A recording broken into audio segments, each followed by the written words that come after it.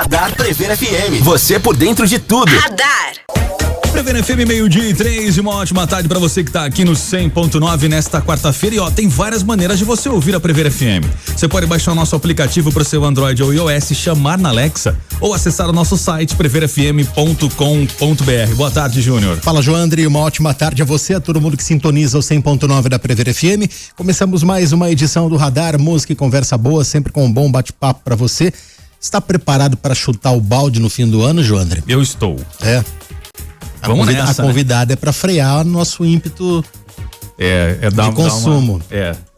A Renata Cândido, que é nutricionista, a nossa entrevistada hoje. Renata, tudo bem? Boa tarde, muito obrigado por atender ao nosso pedido. Tudo ótimo, muito boa tarde. Obrigada pelo convite para vir falar de um tema que eu amo, que é como se equilibrar nessa época do ano, bem desafiadora. Não só entre o Natal e o Ano Novo, mas como o Ano Novo e o Natal, né? Exatamente. O ano todo, não é só uma semana. Daqui a pouco aqui no Radar da Prever FM. Radar Prever FM. Prever FM 12:11, esse é o Radar, até 1 da tarde, música e conversa boa, hoje recebendo a Renata Cândido, nutricionista. Ô Renata, muito bate-papo fora do ar antes de começar a entrevista, né? E muita gente já começa a colocar a culpa da obesidade, da desorganização nutricional no final de ano, né? Final de ano vira um vilão essa época, né? Desafiadora. É uma época em que a gente tem muitas confraternizações e tudo é em volta de comida. Nós temos muitos presentes, então ganha panetone, se ganha chocolate, o final do ano, ceia de Natal, Ano Novo, é tudo muito recheado de comida. Então a comida ela tem esse simbolismo. E é algo também muito cultural de que dezembro eu não vou olhar para minha saúde, para o meu emagrecimento, para marcar uma consulta, para eu checar os meus exames. Então a gente também tem esse comportamento social do deixar tudo para janeiro, para o começo do ano, para que tudo se resolva no começo do ano. Para quem já tá chutando balde no termo popular, no dito popular, e ainda tem a ceia de Natal, o almoço de Natal, a janta no pós-Natal e tudo se repete uma semana depois, né? Existe alguma, além de você tirar o pé, né, de você não ter aquele ímpeto do consumo ali, de você tá se policiando, tem alguma outra coisa que a gente pode fazer? Substituir um alimento, um panetone, uma carne? Excelente, que você dá? Excelente pergunta. Esse ano, essa época do ano, eu falo que quando a gente pensa na questão de fazer dieta, que é se restringir de tudo, vai repelir essa pessoa. Então, realmente, tem muitas oportunidades, eu não vou pensar em fazer dieta. Por isso que hoje eu não trabalho com dieta, eu trabalho com mudança de hábitos, reeducação alimentar, mudança de comportamento. E é o que nós estávamos conversando fora do ar, né? Por exemplo, é diferente eu comer 2 fatias de panetone para eu comer uma. É diferente eu repetir a sobremesa de eu pegar apenas um pote. Então, essas estratégias eu chamo de redução de danos. Então, se eu vou tomar, por exemplo, uma garrafa de vinho numa noite, se eu consigo intercalar com água, eu tomo meia. E parece que não, mas faz muita diferença ao longo de todos esses dias. Então são 300 calorias a menos aqui, 400 ali, que no final do ano pode pelo menos 3 quilos. A menos que você deixa de ganhar se você tem esse comportamento, esse tipo de mentalidade. Educação alimentar. 3 quilos só nesses dias de... Sim. Só nessa retinha final. Exatamente, porque junta inchaço, retenção, gordura, porque realmente é mais pesado, né? Comidas são mais calóricas. Quais são os vilões da mesa do Natal? Existe um ranking ou não? Olha, eu acho que a farofa, ela parece inofensiva, mas ela tem bastante caloria, uma densidade calórica muito grande. Então, um pouquinho de farofa tem bastante caloria. Mas, lógico, é algo que as pessoas gostam, então a gente aprende a equilibrar nesses momentos. Carnes que são muito gordurosas. E o panetone também. Ele é um tipo de doce, é um produto de panificação, mas que tem gordura, açúcar, então ele é denso caloricamente. Então a gente usa algumas estratégias para que as pessoas comam menos. Então, comprar uma porção menor, dividir, né, deixar realmente para aquela semana do Natal. Porque geralmente a gente vai comendo panetone desde outubro, novembro, dezembro. Agosto já tem panetone. Já mudou tudo, né? No meio do ano já tem panetone. Um panetone convencional, ele tem 500 gramas, né? Um panetone completo de 500 gramas, um convencional. Quantas calorias nós temos ali? Olha, em torno de 160 gramas desse panetone tem 600 calorias, que daria 2 fatias. Cada fatia 80 gramas tem 300 calorias. Caramba, isso Aí o tradicional, a gente pega esses gourmets com recheio, né? com Trufado. calda. Exatamente, as variações. Pistache, ninho, Nutella, aí acrescenta caloria. No panetone, o que mais engorda ali é o açúcar. A combinação de açúcar com gordura. Tá. A gordura ela é utilizada para dar textura, maciez. Então, essa combinação, além de ser caloricamente alta, é altamente palatável. Ou seja, é aquilo que dá aquele gostinho de quero mais. Né? Então, não é só o açúcar ou só a gordura, é a junção dos dois que dá um prazer muito grande, uma recompensa muito grande. E aquele ímpeto de, poxa, não vou parar, vou comer até o final. Não vou me privar disso. Né? Aí tem que estudar e tem que fazer um exercício com aquela parte do cérebro que te coloca na dependência, né? Na situação de dependência. Exatamente. E impressionante, né? Que esses dias eu tava vendo um podcast, um recorte de podcast no Instagram e não era um nutricionista que tava falando, era um médico, mas eu não lembro a especialidade dele. Ele falava justamente isso, porque chega nessa época do ano, o marketing em cima é feito para mexer num ponto do teu cérebro que vai ativar o teu consumo ali. Né? Completamente. E eu vejo que, estudando, né, esse comportamento de consumo e o comportamento alimentar das pessoas, todas as épocas têm o seu apelo, né? Então, lógico, agora carnaval, depois no pós, final de ano, tem o apelo do carnaval, as pessoas focam em treinar mais, mas logo depois vem a Páscoa. Também vem esse exagero de chocolate, ovos trufados, depois vem o Dia das Mães e presente. Então é tudo muito envolto de comida. E de comida, obviamente, que é mais calórica. Né? A gente não vai degustar maçã, você não vai presentear uma pessoa com uma cesta de frutas. Então. O máximo da maçã apelo. É a maçã na boca da leitoa, né? Exatamente, a maçã do amor. Do brasileiro.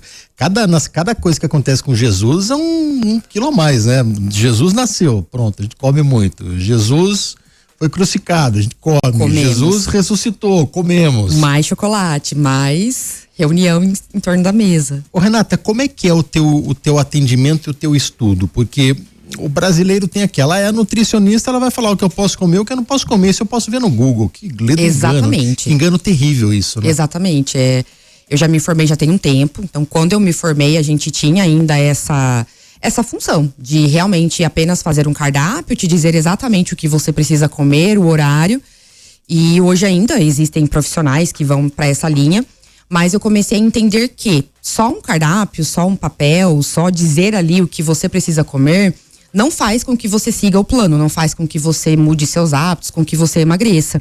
Então, por exemplo, num dia super estressante, você tem no seu cardápio um omelete com folhas.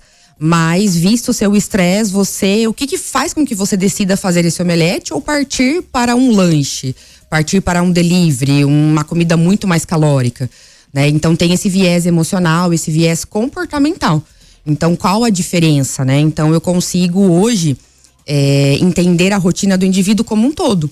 E esses possíveis gatilhos, porque entre a prescrição do plano e o segmento do plano existe um gap, uma janela gigantesca. E aí existem, por exemplo, né, estresse, ansiedade, trabalho, falta de tempo, as pessoas que usam a comida como recompensa, tem uma vida social agitada, turnos. Então, eu atendo a pessoa real que quer emagrecer. Ansiedade, né? Ansiedade. Você vira uma terapeuta nutricional, né? Exatamente. Foi nisso que eu acabei me especializando. Então, além de entender de nutriente, vitaminas, exames, medicações, eu estudo muito essa parte do comportamento. Que esse acho que é o principal de todos, né? Sim, porque quando a gente faz simplesmente uma dieta e segue exatamente aquilo que está proposto, que pode ser o nutricionista e agora pode ser o ChatGPT, pode ser qualquer inteligência artificial, quando você segue aquilo é algo mecânico, né? E você não aprende, você não tem essa mudança de hábitos. Então você não olhou para o porquê daquilo, né? Então. Bom, tem muito assunto pra gente debater hoje com a Renata aqui no Radar da Prever FM. A gente volta daqui a pouco. Continue aqui no 100.9. Radar Prever FM. Primeira FM, meio-dia e 27, esse é o Radar. Música e conversa boa até 1h da tarde. Hoje nós estamos recebendo a Renata Cândido, nutricionista. Renata, comer de 3 em 3 horas ainda é regra? Ou é mito? É mito, mas para algumas pessoas ainda serve. Quando a gente pensa em emagrecimento, o que a gente precisa é fazer com que a pessoa coma menos caloria do que ela esteja comendo atualmente. O jejum intermitente, que é essa janela, ele se popularizou muito e ainda está muito popular para emagrecimento porque ele provoca essa restrição calórica, né? E não necessariamente você precisa, é mito você comer de 3 em 3 horas para ativar o seu metabolismo. Para algumas pessoas, para a maioria dos meus clientes, eu ainda passo refeições mais regulares, em torno de 3 a 4 por dia, por conta da questão de fome. Se você fica um tempo muito grande sem comer, você tende a exagerar numa próxima refeição, a fazer escolhas não tão importantes, mas não é regra, é mito que você precisa comer de 3 em 3 horas. Outros mitos, né? Tomar água com limão. Sim, água com limão em jejum, chá verde, chá de hibisco. Tudo isso adianta alguma coisa? Não, né? Para emagrecimento, não. Então, vou tomar um chá de hibisco, ele é um pouco mais diurético, mas ele não anula o que você fez no domingo, por exemplo, suco detox. Vou tomar um suco de couve na segunda-feira com limão e cenoura, mas no domingo eu tomei bastante cerveja e comi bastante churrasco, né? Não anula. Tá. Não remedia aquele estrago, vamos dizer assim, né? Esse excesso. Água, sim. Sim, ela auxilia. Aí ela auxilia a drenagem, isso é muito importante. A água sempre tem que estar presente. Sempre. Inclusive, assim, eu acredito muito em alguns hábitos que a gente deve manter, inclusive nesse final de ano. Então, um deles é a água. Então, a gente muitas vezes negligencia tudo. Então, o que eu consegui manter de uma rotina, de uma caminhada, mesmo que reduza a intensidade, pelo menos uma fruta por dia, um pouco de salada em alguma refeição, entra nesses hábitos básicos que a gente precisa para conseguir se manter mais equilibrado. Qual é o recomendável? Quantos litros de água no dia? Em torno de 30 a 50 ml por quilo de peso. Então, se a pessoa pesa ali 70 quilos, de 2 litros a 3 litros. Tá. Mas uma estratégia é você sempre ficar de olho na cor da sua urina. Então, tem gente que pode gastar mais, suar mais, mas é deixar a urina bem clara. Renata, a tua especialidade é nutrição esportiva, é isso? Isso. E daí, o que muda para um cidadão normal? Para um mero mortal? Então nós temos, assim, dentro do esporte, o que a gente mais tem são as pessoas que são atletas não convencionais. São pessoas que trabalham, que têm a sua vida, família, mas que vão se dedicar ao esporte a praticar uma prova. Então essa pessoa, ela tem que sim, desenvolver mais disciplina nos treinos, horários, ela tem que ingerir suplementos, ela tem que ter um aporte diferente de nutrientes. Para ela é muito mais saudável ter um controle mais rígido da alimentação, em termos de horário, quantidade. Essa pessoa não deve fazer um jejum prolongado, mas é uma pessoa também que tem vida social, que tem vontades. Então, de qualquer forma, o comportamento dela e algumas ações precisam ser moldadas. Então, ela vai ter um pouco mais de rigidez, ela tem mais empenho porque ela tem uma prova, porque ela se dedica, mas também ela tem dificuldades como uma pessoa que não é atleta. Já um atleta convencional, ele realmente vive para aquilo, treina muitas horas, então é algo bem diferente. O meu desempenho numa prova, eu sou imaginando que eu sou um atleta amador. O meu desempenho numa prova, ele vai ser melhor se eu seguir determinada regra ou determinado cardápio, entre aspas, que é para de repente o meu organismo entender que eu preciso queimar tudo aquilo. Muito melhor, muito melhor. Tanto de nutriente que você consome antes, se é uma prova longa durante, depois, durante todas as fases do treinamento, né? Então você já fez algumas provas, então você sabe dessa preparação, dos estímulos de treino, velocidade, intensidade. Então tudo isso, a nutrição ela molda o seu protocolo de treino. Ela vai de acordo com o seu protocolo de treino. Você tem exemplos para citar? Então, vamos supor, o cara que fazia uma prova de 10 quilômetros em, sei lá, 50 minutos, 1 hora, de repente ele melhorou o tempo dele basicamente com a nutrição. Sim, a melhora do pace é muito comum. A melhora da recuperação pós-prova é bem melhor. A melhora dos resultados até estéticos durante o período de treinamento, né? Então, por exemplo, essa pessoa durante o treinamento, ela precisa perder um pouco de peso. Ela perde um pouco de peso até, no máximo, 2 meses antes de uma prova. Depois ela entra numa alimentação que vai manter as calorias, bastante carboidrato. Na semana anterior à competição, à prova, ela vai ter uma alimentação mais repleta de carboidrato, com mais caloria, mais hidratação, para prepará-la para isso, fora a redução dos treinos. Né? Tá. E aí tem a refeição pré-prova, intra, que tudo isso também é treinado. Então tem bastante cuidado, bastante pormenor dentro, bastante detalhe, para que essa pessoa realmente ela consiga desempenhar ao máximo, no máximo dela, sem quebrar, sem lesionar. Ó, você que tá correndo então, quando ela fala carboidrato, imagina que não é comprar aquele Renata 09 no mercado lá e mandar ver, né? Não é pegar o miojo, o Nissin lá e mandar ver. É, existe qualidade, quantidade, teor de carboidratos nos alimentos de forma diferente. Então, tudo isso a gente já parte pro aspecto mais saudável, que seria uma batata. Sabe o que eu imagino? Que quando a pessoa tem uma consulta, tal, com uma nutricionista, eu acho que depois ela vai ao mercado, tal, não fica assim olhando as embalagens. Não, isso aqui tem caloria, isso aqui não foi. É uma grande mudança de rotina, é uma grande mudança de percepção. Então eu tento ao máximo facilitar para o meu cliente, né? Eu indico ali alguns produtos, mas esse conhecimento é muito importante para que você consiga depois manter essa rotina, né? Olhar o rótulo, quanto tem de caloria, de gordura em porção. Porque caloria a gente já sabe olhar, né? Então nesse panetone tem 300 calorias, mas o quanto? Isso é que as pessoas ainda não sabem tanto, olhar a porção. Nossa, tem 100 calorias só, mas às vezes é em 3 biscoitinhos. Você se formou quando? Eu me formei em 2011. 2011. De lá pra cá, a gente já tem aí, está indo para 15 anos. Você acha que o Brasil avançou nessa questão nutricional, dessas opções que o João André citou? Muito, muito. É. O Brasil é um país muito avançado em termos de disponibilidade de alimento. Lógico, eu estou falando numa sociedade em que a gente acaba nichando bastante. E também em profissionais. Isso é muito bom. Assim, o profissional nutricionista no Brasil, ele saiu até antes de um profissional da medicina em questão de marketing, em questão de presença, em questão de informação e até de qualidade. Isso o Brasil tem muito acesso. Lógico, não para todo mundo, mas... Se você chegar aí numa rede de supermercado aqui no Brasil e você vê as opções e você vai num supermercado em alguns países da Europa, você não vai encontrar a mesma quantidade de opção, o leque de opções que você tem aqui no Brasil. Exatamente. A gente pega muito a cultura americana, então de dieta, de produtos proteicos e suplementos e de grande variedade. É um mercado muito... O fitness, a saúde, emagrecimento é muito presente. O Renata, dos seus pacientes que você falou da nutrição esportiva, basicamente corredores ou não? Basicamente são atletas de endurance, então eles correm ou fazem duatlon ou triatlon. Tá. Aí já entra pedal e entra natação também. Tudo mais complexo daí, né? Sim. São esportes assim que parecem que são semelhantes, mas a demanda é diferente. A suplementação, a alimentação é muito parecida, mas a demanda é outra.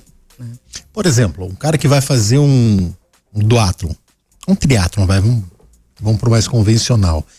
Qual que é o prato, 2 dias antes, qual que é a alimentação dele? Poxa, ele de manhã ele vai comer pão, ele vai comer queijo, ovo. Sem tirar o miolo, nada.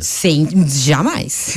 Essa tem que ter o miolo. Tem que ter o miolo. Tem que ter, ali faz a diferença. Tá. Suco de laranja, suco de uva, banana, aveia. Ela vai comer um prato no almoço sem fibra, porque se a pessoa come muita salada, pode estimular muito o intestino. E de repente, na adrenalina ali, ela tem uma dor de barriga, não é interessante. Então ela vai fazer um prato básico. Arroz, feijão ou macarrão, um frango, vai tomar um suco de laranja, vai comer uma sobremesa, um doce de leite, um chocolate. Então eu preciso colocar bastante carboidrato para ela. Não qualquer carboidrato, né? Então assim, a gente, lógico, nesse momento não é legal que ela vá comer uma pizza, que ela vá comer um lanche, uma comida japonesa, por ter um risco de ser algo muito gorduroso, fazer ela passar mal e ter algum tipo de dor de barriga ou vômito e que prejudique o desempenho dela. O suco de laranja, quando eu vou cortar a fibra, eu não vou ter açúcar demais ali? O teor de carboidrato aumenta, isso com certeza. O teor de carboidrato aumenta. Então, por exemplo, em 100 ml de suco de laranja puro, tem em torno de 15 gramas de carboidrato, 20. E no pós-prova, daí você libera tudo ou não? Olha, pós-prova, se a pessoa não tem uma prova depois, né? Se essa pessoa não tem, porque já atendi também pessoas que fazem as provas seguidas, de dias seguidos, então Aí, realmente, ela tem que fazer pelo menos a primeira refeição muito boa. Então, o pós-prova, de repente, é um café da manhã ou é um brunch, um lanche da manhã. Aí depois, lógico, ela vai e come um churrasco, come uma pizza, enfim, toma ali um drink que ela queira, mas tem exagero também, né? Quem corre costuma levar aquele carbogel. Isso. No bolsinho lá. Aquilo é mais efeito psicológico ou ele adianta alguma coisa? Adianta mesmo? muito, muito. O que sustenta o exercício físico prolongado, pelo menos ali, passando de 50 minutos, 60 minutos, é o carboidrato. O carboidrato que está ali na sua circulação, é ele que vai sustentar a intensidade dos treinos. É ele que vai sustentar o seu pace, o seu rendimento. Você consegue correr, sim, 2 horas, 3 horas sem suplementar. Mas o seu desempenho, ele melhora muito. Em termos de foco, em termos de contração muscular, em termos de geração de energia. Então, é fundamental, se a pessoa pratica algum tipo de atividade que dure mais que 1 hora, que ela suplemente. Vai de produto para produto, né? O tempo de ação tem carbogel que funciona em 5 minutos, 10 minutos? Geralmente o gel de carboidrato, ele tem um carboidrato de rápida absorção. Então, é geralmente uma maltodextrina, aí tem junto cafeína, eletrólito, e é numa concentração ideal. Então, a gente tem uma faixa de carboidrato que essa pessoa deveria consumir por hora. Então, ela vai consumir 1, 2 géis. Eu participei numa prova uma vez, o João André, na Pampulha, em Minas, e eles davam carbogel no meio da prova, mas eles davam também, puxa vida. Bananinha, não. Era derivado da cana. Rapadura. Exato. Exatamente. Que é a rapadura no meio da prova. Então a gente pensa em alimentos que têm rápida digestão. Ou seja, eu vou dar uma banana para essa pessoa intra-prova? Jamais, porque a banana tem fibra, vai demorar para digerir. Eu vou ofertar para essa pessoa castanha? Não, castanha tem gordura. Né? Não vai ter uma energia rápida como tem o carboidrato. Então é carboidrato, mas de rápida absorção. Mel, rapadura, o gel de carboidrato. Eu achei muito engraçado que eu tava correndo lá, arrebentado, cansado. Falei, como é que eu vou chegar? Aí peguei uma barrinha assim, falei, que é isso daqui, né? Rapadura. Falei, os caras estão de brincadeira, rapadura aqui. E não é que adiantou. Adianta. Me salvou aquilo lá. É sempre bom treinar antes, né? Sim. Você consumir antes para que não tenha nenhum tipo de incômodo na hora da prova. Mas é um carboidrato de rápida absorção. Renata, como é que a gente acha no Instagram, quem tá ouvindo agora? Olha, eu estou no Instagram como Renata Cândido, e é o meu perfil profissional. E lá vocês podem encontrar todas as informações. Estou sempre presente nas redes sociais, nos stories, abro caixinhas.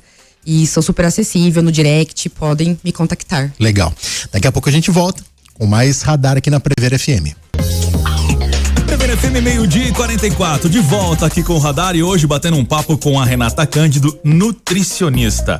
E já indo aqui para nossa audiência, tem pergunta aqui, ó, o Renato Araújo. Olá, Renato. Boa tarde, tudo bem? Pergunta pra doutora, pra mim, se eu, aquela vontade de comer doce no meio do dia, ou aquela fica algumas horas sem comer, se eu tomar uma Coca-Cola já resolve, já me anima, fico um pouco meio fraco sem um doce. Isso é alguma coisa específica, alguma coisa científica ou é gulodice mesmo? Excelente pergunta. Geralmente, quando a gente tem uma vontade repentina no meio do dia, a gente tem principalmente 2 causas.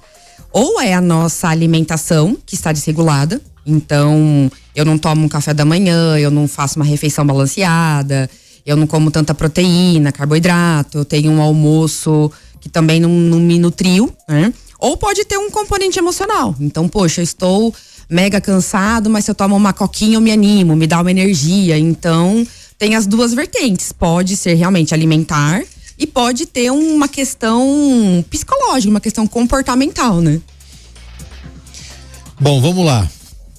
Mandaram pra mim aqui, pergunta para elas se tem ranking de cerveja, das mais calóricas. Existe isso ou não? Tem muito pouca variação entre as cervejas. Em termos de caloria, basicamente uma latinha tem 150 calorias, o que equivaleria a mais ou menos um pão de 50 gramas. O que muda é um pouco da qualidade da cerveja, né? Dependendo aí do que é, de qual cereal ela foi feita, algumas combinações. Lógico, cervejas que têm um teor alcoólico maior tendem a ser um pouco mais calóricas, né? Porque o álcool ele é calórico, mas as comerciais, elas têm basicamente as mesmas calorias. Tem uma cerveja, eu não sei se é a Bud, que ela tem arroz na composição, né? Quando tem arroz na composição, foge, né? Então não muda muito, né? Na verdade, a base, o que vai ser extraído ali, não muda muito. Não muda muito aquelas chamadas... a caloria ou... Muda a qualidade pra quem bebe. Eu não bebo cerveja, mas provavelmente a qualidade, o sabor, isso vai mudar. As chamadas Ultra, né? Cerveja Ultra. Aí sim, temos a Ultra, que realmente elas têm um teor alcoólico bem menor, ela tem mais água na sua composição, então ela vai ser uma cerveja diferente e vai ter bem menos caloria. E tem a cerveja zero também. Tá. E vinho, Renata? Vinho. Onde que o vinho tá nesse ranking de... Olha, o vinho, eu falo que toda bebida alcoólica, ela vai ser mais calórica, o álcool não tem uma dose segura, né? Antes a gente falava, tomar uma tacinha de vinho por dia é ótimo, excelente pra saúde. Não é. Mas a gente sabe que a sociedade consome, a gente tenta sempre consumir o mínimo. Então, se a pessoa consegue tomar um vinho e tomar numa quantidade menor do que uma cerveja, porque a cerveja, pelo que eu vejo, ela é muito mais convidativa de você tomar muito, né? Tempo prolongado, um maior volume. E vinho, talvez pareça que as pessoas tenham um controle maior. O vinho, em termos nutricionais, ele acaba sendo mais interessante. O vinho seco, por exemplo, eu não lembro exatamente as calorias, posso conferir, mas ele tem um teor calórico menor do que, por exemplo, drinks, isso com certeza, né? O vinho, eu costumo dizer que o vinho tinto suave, né? Não é vinho, ele é uma groselha com álcool, com cachaça, com tangue de limão ali. Agora, tem muita... O vinho tem uma infinidade, né? De produção, de forma de produzir, de uva também, varia muito ou não? Uva para uva? Um pouco. Um taná, por exemplo, que é mais forte, de um cabernet? Não, aí o que vai variar nesses vinhos são a composição e os taninos e aí o tempo, mas em termos de caloria não, né? As uvas têm basicamente as mesmas calorias, mas por exemplo assim, um espumante, um prosecco, um brut, ele já tem bem menos caloria. Você já pega um espumante moscatel que tem açúcar, tem um pouco mais. Aí um vinho rosé tem um pouco menos, o vinho verde, o vinho de uva verde. E aí vai se aumentando um pouquinho, mas o segredo está no quanto que você consome. As destiladas, geralmente, elas são mais, entre aspas, suaves, né? Do que a cerveja. Sim, na verdade, acho que também pelo volume que a gente consome, né? Então... Bem menos do que uma cerveja. Teoricamente. Então, mas, por exemplo, assim, em termos de calorias, se eu pego, por exemplo, uma caipirinha, que tem uma dose de vodka, 50 ml, açúcar e fruta. Então já vai ser um drink bem mais calórico. Que talvez tenha uma equivalência a 2 cervejas, né? O ouvinte citou a Coca. Refrigerante também é um vilão, né? Sim. O refrigerante, na sua forma tradicional, ele tem uma carga calórica de carboidrato grande. Criminalidade dele não diminui mesmo com gelo e um limão ali? Olha, pouco. Diminui pouco. Diminui bem pouco. Eu fico imaginando aqueles refrigerantes que a gente nunca viu, né? Esses dias eu vi eu adorei fazer propaganda, mas não vou fazer propaganda. Mas não era uma marca conhecida, era um número lá de uva. Eu falei, meu Deus do céu, isso aqui deve ser um mata-leão, né? Você imagina você tomar isso aqui, tem de açúcar aqui. Antes a gente não tinha informação, né? Então quando eu era criança, eu vivia disso, vivia de refrigerante, bolacha, salgadinho. Naquela época a gente não tinha a dimensão do que isso poderia trazer de prejuízo. Mas hoje a gente tem. O refrigerante light não é atenuante, então? Sim, em termos de caloria e carboidrato, sim. Tá. Sim. Por exemplo, uma lata de coca que teria 150 calorias. Se você toma uma coca zero, você não terá essas calorias. Então, para quem toma muito, para quem sente falta, você mudar para uma zero, para uma opção de refrigerante zero, é uma boa opção. Ah, não, Renata, eu não tomo refrigerante, eu só tomo água, vou começar a tomar agora refri zero porque você disse que é saudável? Não. Aí também ele não é 100% saudável, mas é uma opção de redução de danos. E o que mais tem o cara chega, pede um lanche gigantesco. Um X-Tudo Max Turbo ali, uma Coca Zero, uma Coca Zero. Mas já são 150 calorias a menos, né? Então... É aquilo que eu falei, né? Para uma pessoa que toma, por exemplo, 1 litro de coca por dia e que é muito comum, ou 2 litros, isso é uma redução muito grande. No final de semana ela toma muito, então parece que é pouco, mas lógico, comparado a um lanche, né, de 1000 calorias, é 150, 10% apenas, mas... Deixa eu voltar no pão. O pão, acho que é o alimento mais acessível do brasileiro, né? O alimento mais conhecido do mundo, porque é bíblico. O pão, então, não tem que tirar o miolo. Olha, minha vida inteira falava, tira o 10 gramas de miolo. pão, 10 gramas de pão, não é isso que está fazendo a pessoa ficar acima do peso. Provavelmente não é isso. São outras ações. A mesma coisa de arroz e feijão. É porque eu gosto muito de arroz e feijão, então é muito difícil a pessoa ganhar peso por excesso de comida, excesso de frutas também. Tá. O que vai mudar é o que a gente coloca dentro do pão. Né? Exatamente, a quantidade de pão que você come também no dia, né? Pão com ovo é muito mais saudável que um pão com salame, por exemplo. Exatamente, com presunto certeza. Parma. O contexto. Tá. O que não pode faltar numa geladeira saudável? Olha, não pode faltar queijo, mussarela. Eu acho que ele é um queijo saboroso. E ainda dentre os queijos, ele é o menos calórico, o que a gente consegue ter um sabor. Não pode faltar fruta, verdura, legume, iogurte, requeijão, que é mais ovos, não pode faltar. E margarina fica longe, né? Olha, eu posso estar sendo muito polêmica, mas hoje na minha geladeira tem margarina. Olha só, então peraí, então eu tô liberado, hein? Hoje na minha geladeira tem posso margarina. Colocar a margarina? Mas é específico, é uma marca? Não vou falar marca, mas é uma popular. Porque quando eu me formei realmente, a gente demonizava a margarina porque no processo de produção se formava gordura trans, que é uma gordura altamente aterogênica. Então ela vai aumentar colesterol, não é nada boa para a saúde cardiovascular. Nos últimos anos, esse processo de fazer, né, de transformar o óleo vegetal em margarina, ele não tem mais a hidrogenação, então não forma mais gordura trans. Mas não quer dizer que seja saudável. Tá.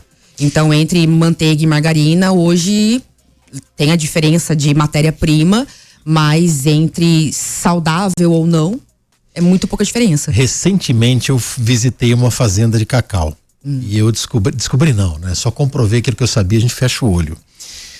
Que o chocolate que a gente vê na prateleira ali, ele é nada mais, nada menos do que uma bomba de açúcar. Sim. E o chocolate, ele tem que ser a partir de 50%, né? Sim, o real chocolate.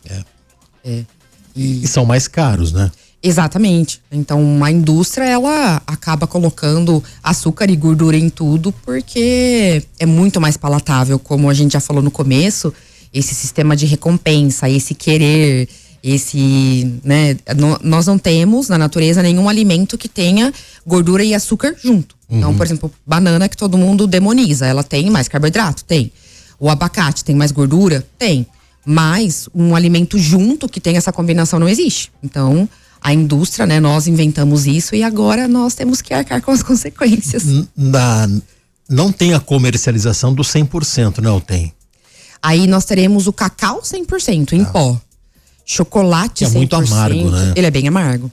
Eu acho que talvez tenha de alguma marca, mas ele é bem amargo. Eu comi direto dessa fazenda, mas é muito amargo. Muito. Mas é muito mesmo, né? Pra quem gosta de doce, aquilo lá vai ser um demoníaco. A adaptação do paladar, ela pode acontecer, mas se você pega de um chocolate tradicional para um cacau 100%, você vai sentir bastante. Então essa transição também é muito importante. De repente, para um cacau 50%, um cacau 60%, 70%, aí realmente vale a pena. Renata, quem tá no trânsito agora, tá indo almoçar. O cara tá até fazendo isso aqui, ó. Assim, agora é minha hora. E vai chegar no restaurante e vai detonar. E aí? Que recado você dá pra esse cara que tá parado no semáforo ali, chegando no restaurante? Olha, a comida não vai sair de lá. Você sempre terá a opção de comer uma fritura, uma parmegiana. E hoje é que dia, né? Hoje é quarta-feira. Vamos pensar que a gente tem final de semana ainda. Semana que vem tem Natal, tem ceia, tem confraternização. Então, pega leve, né? Faz um bom prato de salada, pega um grelhado ao invés de uma fritura, pega uma massa ao sugo ao invés de uma massa cheia de queijo, de um risoto. Parece que não faz diferença, mas faz muita diferença. Muita. Bom, e entre o Natal e o Ano Novo, né? Que a gente tem aí um ano, tentar se policiar, né? Sim, é muito importante a gente criar essa consciência. Hoje a gente fala muito de estética, de peso, de emagrecimento, mas vai muito mais além. Vai muito mais além de saúde, vitalidade, qualidade de vida, sono, autoestima, tudo. Legal. Renata, obrigado pela sua participação. Obrigado. Aqui. Eu acho que a Renata deu uma aula pra gente aqui, né? Sim. Valeu. Muito obrigada. Só repete pra gente o seu Instagram. Eu, Renata Cândido. Eu, Renata Cândido. Então, vai na lupinha de busca aí e coloca lá. João Andrei, valeu. Valeu, Júnior. Obrigado mais uma vez, Renata. O Radar volta amanhã a partir do meio-dia. E detalhe, tá? Esse bate-papo e outros você confere direto no nosso canal no YouTube. Radar Prever FM. Você por dentro de tudo. Radar.